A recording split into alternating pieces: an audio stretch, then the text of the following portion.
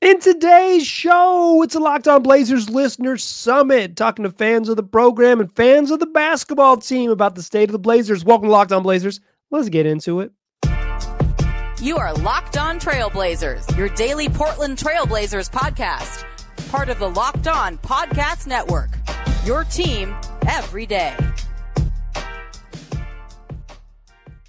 What's up, world? It's your past first point guard and Trailblazers reporter, Mike Richmond. You're listening to another episode of Locked On Blazers, part of the Locked On Podcast Network, available wherever you get podcasts and also on YouTube. Thanks for making this program your first listen every single weekday, Monday through Friday. So make it a part of your daily routine. Tell your friends to do the same. It's Locked On Blazers, your team every day. Today's show, a very fun one. We do these a couple times a year. It's a listener summit where listeners to the program join me and we talk about the state of the Blazers, kind of just a check-in on what's going on with the team, where they're at, and where fans want them to go moving forward. If you want to get involved in a future listener summit, the way you do it is you listen to the program regularly. I put out a call last week asking for folks to submit or folks to, say they want to be on the show, shared my email address, all that, blah, blah, blah, and they get in there. So the way to get into a future one is to be a regular listener. Shout out to my everydayers making this part of your daily routine and your first listen every single weekday.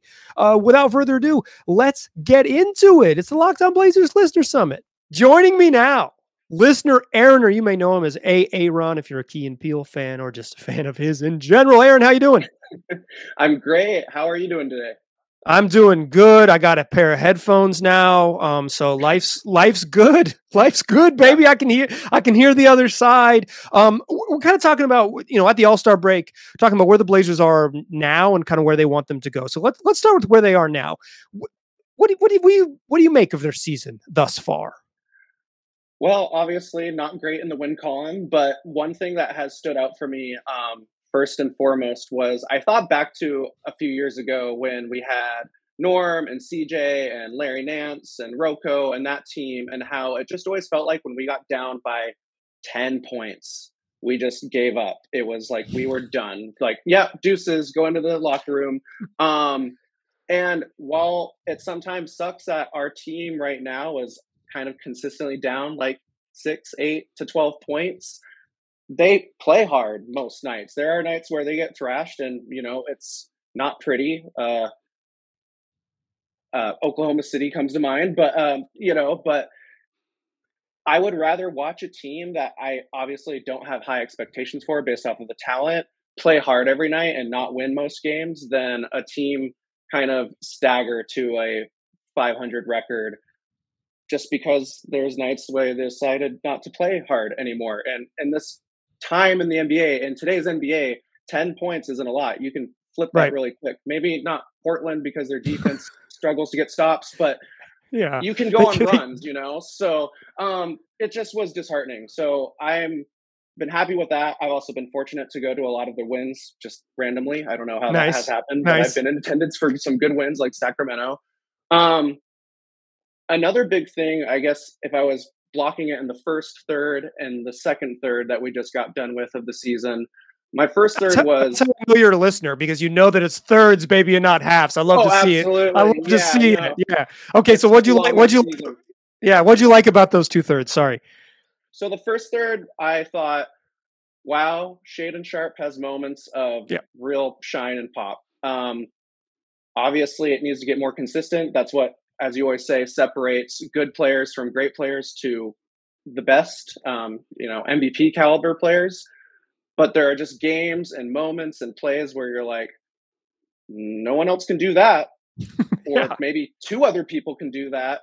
But just his abilities to make plays is really fun to watch. And it gives me hope that maybe we do have a franchise player on the team going forward, someone to build around, because I don't think Ant's that guy with his defensive deficiencies. I hate to say it because big fan, and I think he can really cook, but I just don't know if building around someone who can't get stops or who's just that much, he's going to be hunted by players, on Luka, for example, is going to cook him every time. He's going to hunt that down. Luca looks for Ant in almost like a villainous way. He's like, "Find me number one." Like he did it to Shaden Sharp a little bit too in one of the meetings, but historically over the last couple of years, he's been like, "Yes, I'll take one Anthony Simons, please," and like bring him up every time. Yeah, and then Scoot, it's probably too early to say. To be fair to him, he's super young, but we haven't seen it quite yet. Right. I was happy to see that he was the best player, arguably, on his team in the Rising Stars game. That was promising. That a more to his level talent, he was kind of showing what he can do.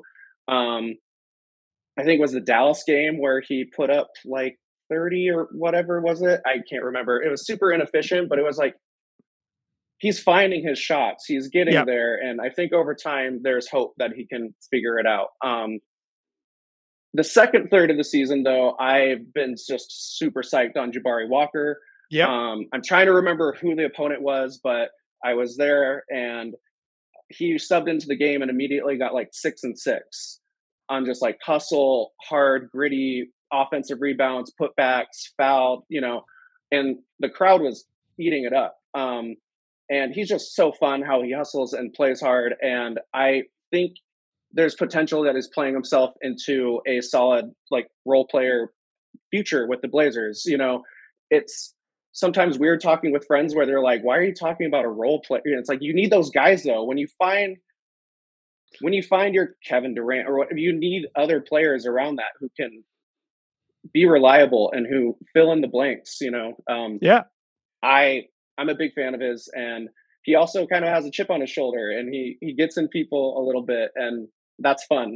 It's fun watching him kind of take on that role a little bit of like, oh yeah, I'm going to kind of give you some attitude for sure. I don't remember who it was, but he was just like clapping at him because people were jawing. My memory is super phasey on that, but I just remember him going up and clapping at the guy, and I was like, yes, yes.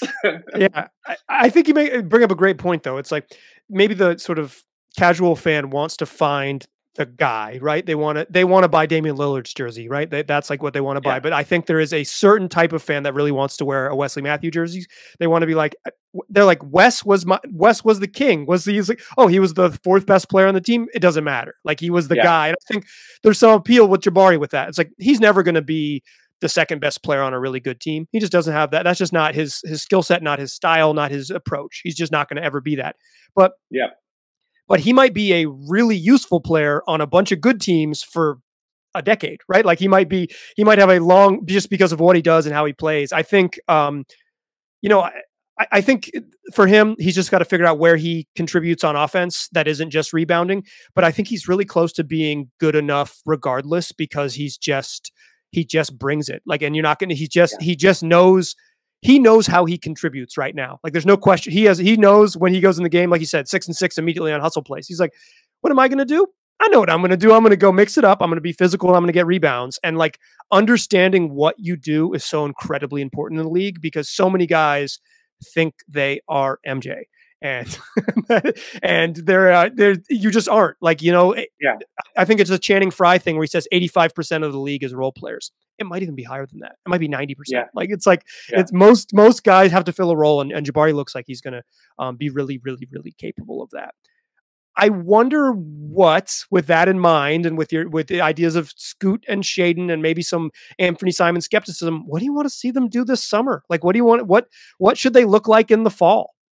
That was such a good lead into what the first thing I wanted to say about that is. I think they should, I won't say they should have done it at the trade deadline. There probably wasn't a good market for Malcolm Brogdon, but I think you can't go into next season with a healthy Scoot, healthy Ant, healthy Shaden, and a healthy Malcolm. Like, no dice. Malcolm's, you got to trade him. I would like to see for at least a first round in matching salary, because I don't know who a young, shiny wing or forward that they could reasonably get is off the top of my head. It's probably going to be very dependent on how the play-in tournament and the playoffs shake out. If a team gets bounced early and falls short and they decide they need to move things around. But yeah, I'm not sure who that player might be, but I like the idea of a first, because I like the idea of them having plenty of chances at next year's draft, because I'm very interested in Cooper Flagg. I'm not huge on like college players and scouting and that sort of thing. Very similar. I'm a huge NBA junkie, but I'm trying to look ahead a little bit. And I have other friends who are definitely more into the up and coming players, and all they talk about is Cooper Flag. And so maybe they should plan on being young and maybe even worse next year. Exactly. It's a weird thing, right? It's like maybe they should be down in the trough again. Reportedly, maybe they don't have a great appetite for that. Maybe they don't want to be that.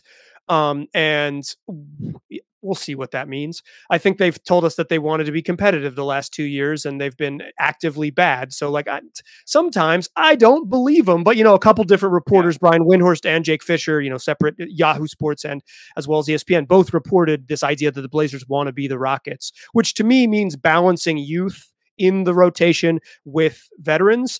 And I have two thoughts on this. I'm going to say this in an episode in some point in the future, but I'll say it to you here, Aaron. At what point does Anthony Simons get to be a vet? Next year's going to be his 7th NBA season. Yeah, that's a good point. At some point, Anthony Simons has to be a vet. So to me, if the vet means keeping Anthony Simons on the roster, I would be maybe not super, super, super excited about it, but I'd like totally reasonable line of thinking. If it means keeping Malcolm Brogdon because you need him, I don't know. It doesn't make any sense to me. I will liken it to this. When LaMarcus Aldridge left, the Blazers pivoted mostly young. They didn't go crazy young because they didn't have draft picks, but they went mostly young. Those guys under the age of 27. And there were guys kind of in the Damian Lillard, CJ McCollum, 4 years of college and 3 years in the pros timeline. Right. But they kept Chris Kaman. The Blazers just needed Chris Kaman. He didn't play a minute. He was in outrageously bad shape because he knew he wasn't going to play, but he taught them stuff in the locker room. Here's what you do. At the end of the season, we tip out the team attendance because that's what you do, because we make millions and they make thousands and we can make their lives better. Like just veteran stuff and guile and about being prepared. Get that. Find that.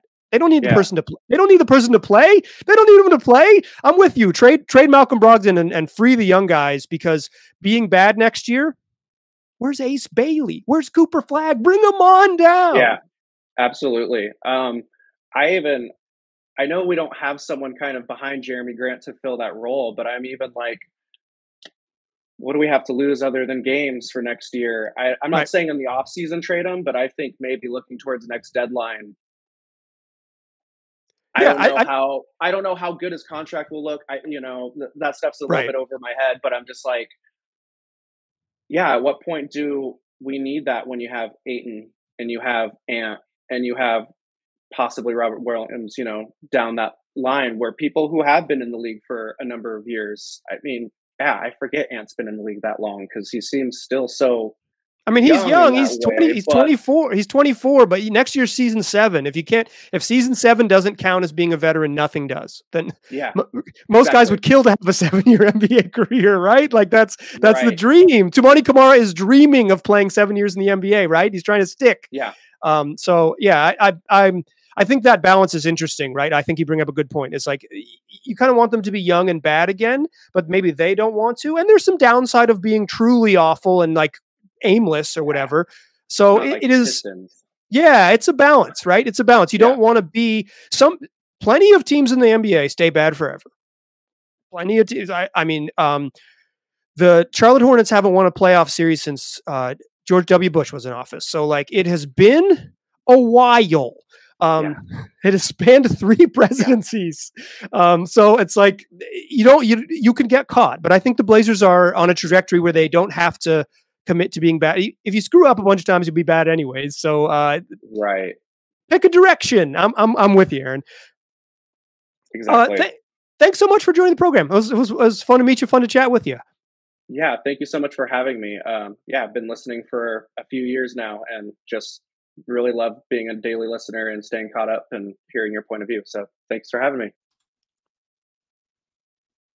Today's show is brought to you by PrizePicks. It's daily fantasy made easy. It's America's #1 fantasy sports app with over 3 million members. It's the easiest and most exciting way to play daily fantasy sports. You pick more than or less than on a 2 or 6 player stat projection entry, and then you watch the winnings roll in. PrizePicks, super easy to use. The app's super intuitive. I play it pretty regularly, and now it's even more fun to play because it's demon time on PrizePicks. You can win up to 100 times your money with as little as 4 correct picks. Turn $10 into $1,000. Here's how it works. Demons and goblins are the newest and most exciting way to play PrizePicks. Squares marked with the red demons or the green goblins get you different payouts. You can win 100 times your money with just 4 correct picks. So go check it out. Play whatever you want to play, but make sure you visit prizepicks.com/LockedOnNBA. Use that promo code LockedOnNBA. You'll get a deposit match up to $100. Go to prizepicks.com/LockedOnNBA. Use that code LockedOnNBA, and you will get your deposit match dollar for dollar up to $100. It's PrizePicks. Pick more, pick less. It's that easy. All right, let's get back into it with more of our Listener Summit. Joining me now, listener Jesse. You found him on Twitter at PaintPDX. Blazer Flav, your boy. Jesse, how you doing? I'm good. How are you, Mike?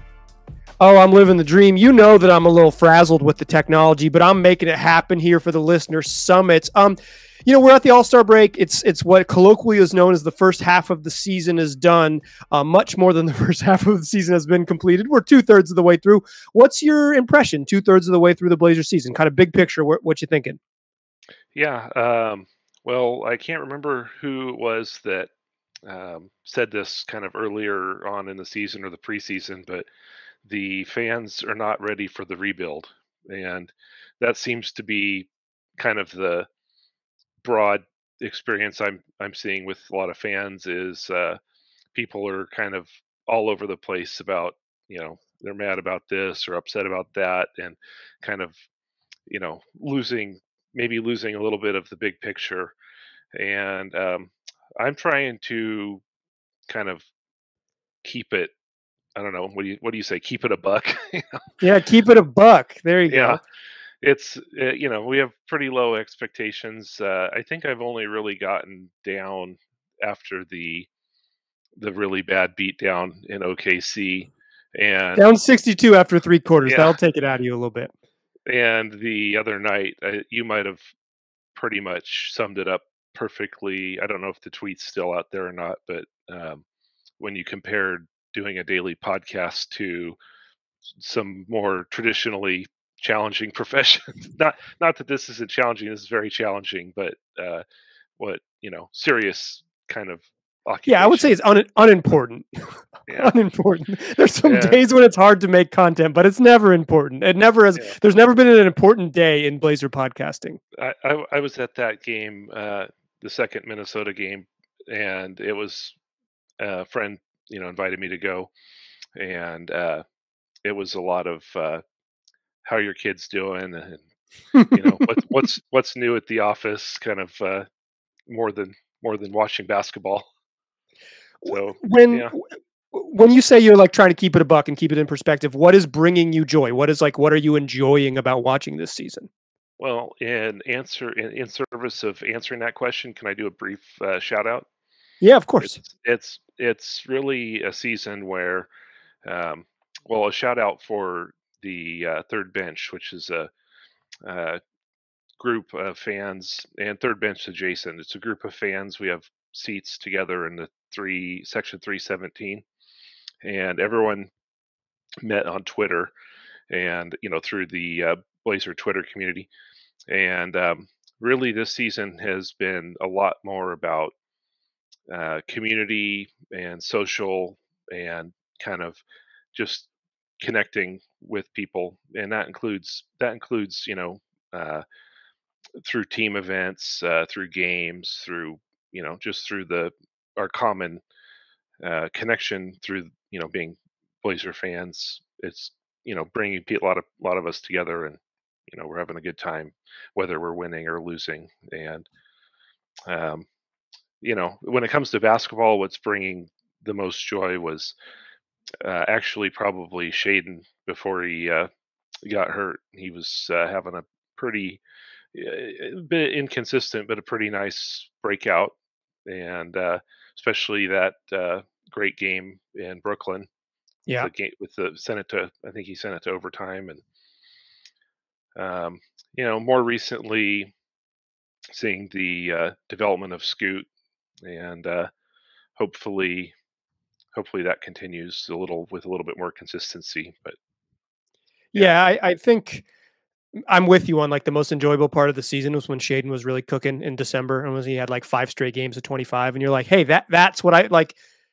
It's with this whole team and with this season, it's like, that they're not going to win that many games this year, right? Like if you're realistic, I think there are fans out there, and I bless you, who think like that if this team just would like get a little bit healthy and would be coached by like Mike D'Antoni, that they'd make the playoffs or whatever. But like, I don't know. I've seen the Western Conference. It's going to be hard. Like a good team is going to miss. Like, it's going to be tough to get one of those final 8 spots. And even finishing 8th in the West is like not a very good chance of doing much when you're there, and yada yada yada. Right? Like it's hard. But I think absent that sort of faith that, hey, you know what, this could have been a good team. It's like what you're rooting for is to see what's next, to see like, oh, this isn't the thing in 2024, but it's in 2026. Like this dude is going to be so good in 2025, just fast forward 12 months can be so good, and being robbed of that because of Sharp's injury just stinks. It's just hard to kind of stomach. And then you don't get his minutes with Scoot. And so then those minutes, like that was going to be the really fun part of the back half of the season, would just like unleash those two dudes, that can't get in the bar crowd, and just like, see what they can do. And you kind of get robbed of that. It's been hard. Speaking of the future and all that, what do you want to see them do? Like, what is your vision for what's next? Or are you someone that even considers that far down the path? Oh, definitely. I mean, I like looking at, what could be coming up in the draft, what can be coming up in, free agency and trade season, and, development arcs. And I kind of saw both sides of the comment that was made by, I forgot who made the comment, but the Blazers are trying to be Houston this year. And I remember that sort of a comment. And the what I understand that to be is we didn't want to get rid of Jeremy Grant this year, and I totally kind of understand that, because rolling forward, I definitely want the team to not give up on acquiring more picks and more assets, because we need that pipeline to just keep flowing in. And I've heard from various rumors that they're happy with the amount of future assets we have, and they're ready to start building. Well, I sort of definitely want to see more future assets. We have you have to keep a pillar like a Jeremy Grant around, just to sort of keep the team from collapsing completely, Right. in the present. But I definitely would like to see.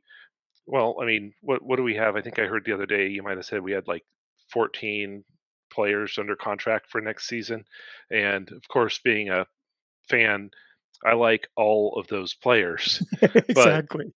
but but I definitely want to see more like high talent lottery picks coming in.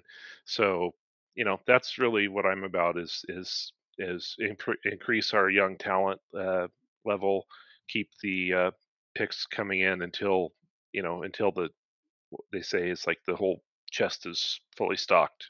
So Yeah, I think it's that's a kind tough of what I'm balance, hoping to right? see.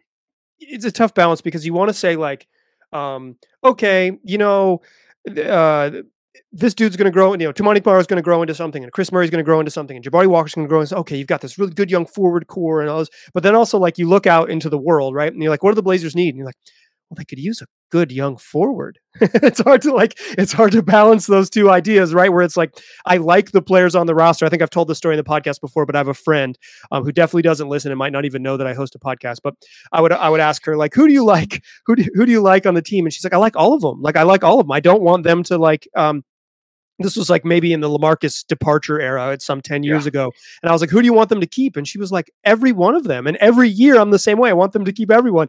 And I think there's like a natural fan inclination to do that. It's like, I love these dudes. Like I love them. But then you also kind of have the same thing you're saying where it's like, well, I want to accumulate assets. I want this. I want to fill up the war chest and all those things. So it's like, at some point, the challenging part of a team going from being pretty darn bad to pretty darn good is that you got to know when to move the pieces around. And I think that's part of the challenge of this summer is what do you move around? And when you do move those around, what can you get back in return? I think they find themselves in an interesting place.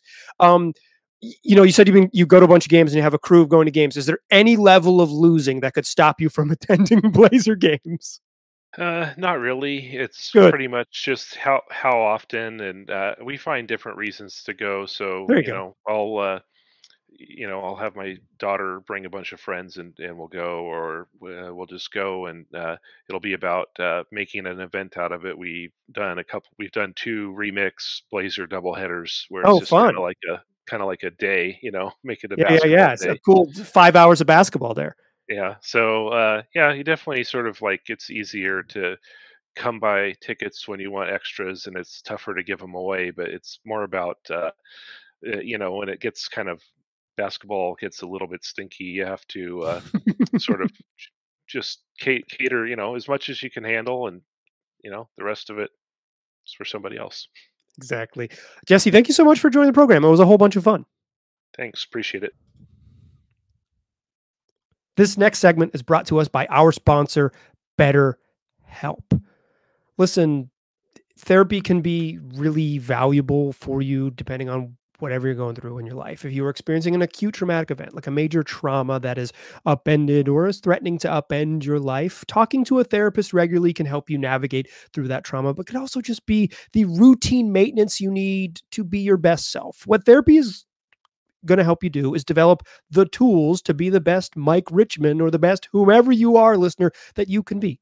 You can talk to a therapist, a neutral third party. You can work through, big things, little things, just your everyday bumps along the road. So if you're thinking about therapy, why not give BetterHelp a try? Therapy can be different for everyone, and most of us have bigger problems than scuffling Portland Trailblazers team. It's important to get things off your chest every once in a while, and BetterHelp is entirely online. It's designed to be flexible, and it's suited to your schedule. Visit BetterHelp.com/LockedOnNBA and get 10% off your first month. That's BetterHelp, HELP.com/LockedOnNBA. Still a pass first point guard. I'm still Mike Richmond, and you are still listening to Locked On Blazers. Let's keep it rolling with the rest of our listener summit. Joining me now, listener Matt. Welcome to the listener summit, Matt. How you doing? I'm doing great. Thanks for having me. Yeah, thanks for popping on here. So here we are, All-Star break, talking what you like through the first 2/3 of the season. What have you sort of appreciated about this Blazers year? I mean, we've talked about it a lot, but the heart and hustle is probably my favorite thing. These kids don't give up very often, other than the road trip from hell. But just watching them play hard, doing their best. The improvements coming, then it's non-linear, as you always say, and but that's been the best part, I think. Yeah, they don't get, like you said, they did lose one game where they're down 62 points after 3 quarters. So they had some bad times, but for the most part, and they're kind of back on it now, is like you're not going to see them get like truly thrashed. Like they got beat pretty bad by Minnesota to end the break. But I think even on Tuesday's game, they were in it until they extremely weren't. And then on Thursday's game, they had a pretty good third and first 5 minutes of the third quarter, and then the best team in the Western Conference kind of just flexed their muscle a little bit, and that was that. You could tell when Minnesota put their pedal down. Yeah, exactly. I was with my daughter, and she's like, at the end of the first quarter, how long are we going to stay, Dad? We're going to ride this thing out. But the second quarter was good. They played really good, and that was easy to see they're in it. Yeah, you could convince her. Like, aren't you glad we stayed? They're only down 15. Look at us. Yeah. It's all relative this year.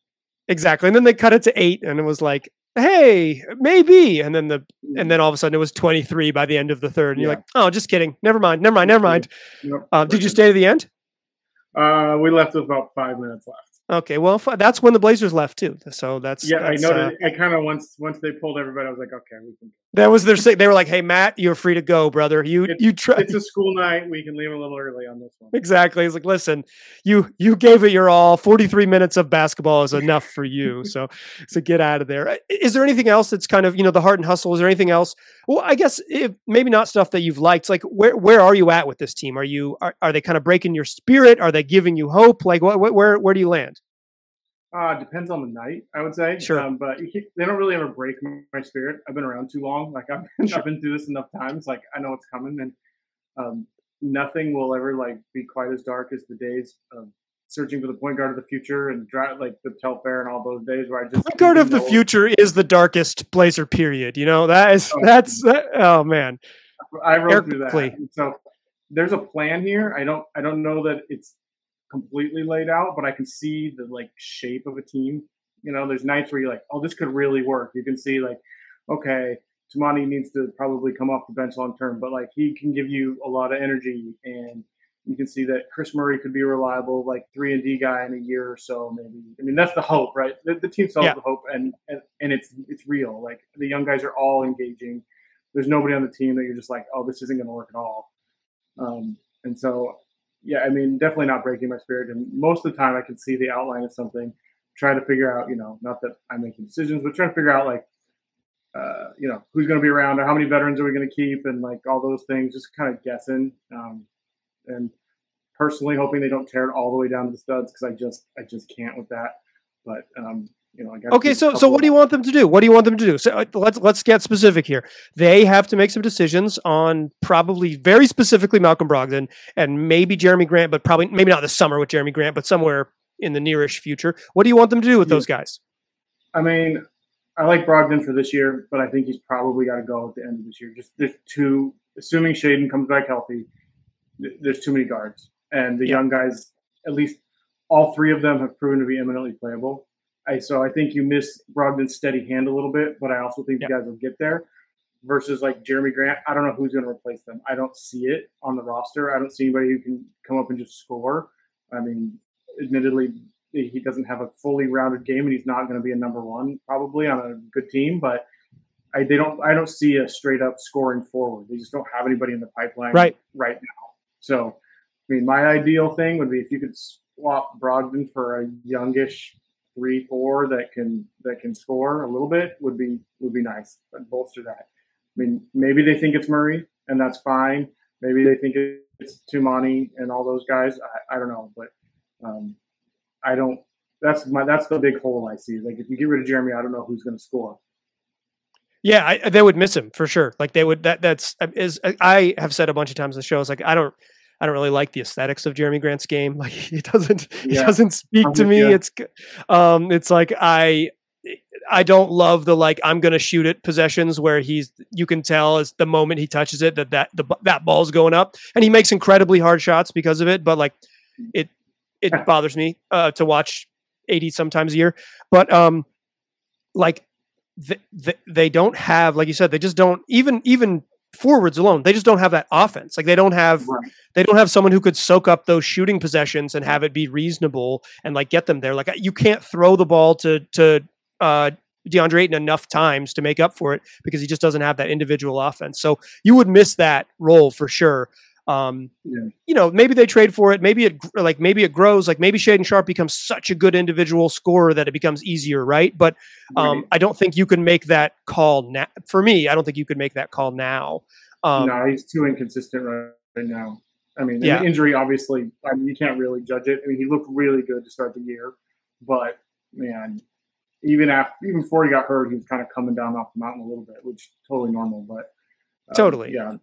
I mean, the big thing is they need an alpha. I don't know who it's going to be, but they don't have. That's a buzzword because Chauncey Billups used it after that one game to be mean to. I think it was Anthony Simons had 40, and he said we were missing an alpha. He's right though, and you're right. They need someone who grabs the reins and says, "Hey, listen." They need that dude. It's not just skill. Like I've said this on the show before, but it's like.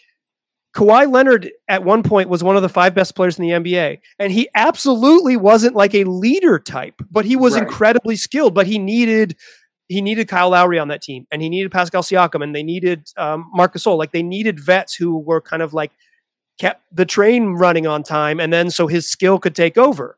They still need that. They still need that. Right. Do you think anyone could grow into that on the roster? I think Scoot can. I see like every once in a while where he'll like grab the ball and go, or you'll see him like kind of put his head down, and you see Ant lately, Ant's been getting kind of like ticked off in games, getting technicals and going hard. And maybe that's buried in there, but he's never really shown the like, I will take over for the whole game. I mean, we were just spoiled with Dame for so long that you're like, okay, we'll just give it to him and he'll go score, at least offensively. Defensively is different, but I don't know. I sometimes I think Scoot can, but like he's got to figure out that mid range if he's going to do it, or you know. And he's just, I could tell he's too timid right now in my eyes. Like sometimes I see him not wanting to like take it away from Ant or whatever. So it's hard to yell and say, "Hey, listen to me," when you're like one of the worst offensive players in the NBA. If Scoot gets like, and he's certainly been way better lately, but like particularly very early in his career, not only is he 19, but he was like bad. And so it's hard to be like, it's hard to use that sort of part of your personality to be like, hey, you know, it's like if the, you know, whatever you like, if you work an office job, like if the guy who's the worst at work is like kind of like rallying the troops at the morning meeting, it's like, hey, Jeff, shh, you know, like Jeff, you do what you worry about you. Okay. You get your reports in on time and the rest of us will figure it out. So it's like, it's the same type of thing. Like you kind of have to have a level of competence, or you either need a level of competence, like to be good, or you need to have enough seasoning. Like I've been around forever and I'm not good anymore, but check the tape. I used to be good. You're going to listen to me. And I think the Blazers are missing that. Like they're missing that. And I think they value it, right? They want to be, they don't want to, like to your point, they don't want to strip it down to the studs. At least that's what the reporting suggests, that they kind of want to have some veterans on the roster and have some balance. Are you hopeful that you will watch a good Blazers, like the next time you watch a good capital G Blazers team? How many seasons out when you close your eyes do you see that? Hopefully 2, but realistically probably 3. Capital G good 3. 3. I think you're right. I think capital G good 3. Like I think next year they're going to be bad. The following year they might be like competitive, you know, 38 to 44 wins.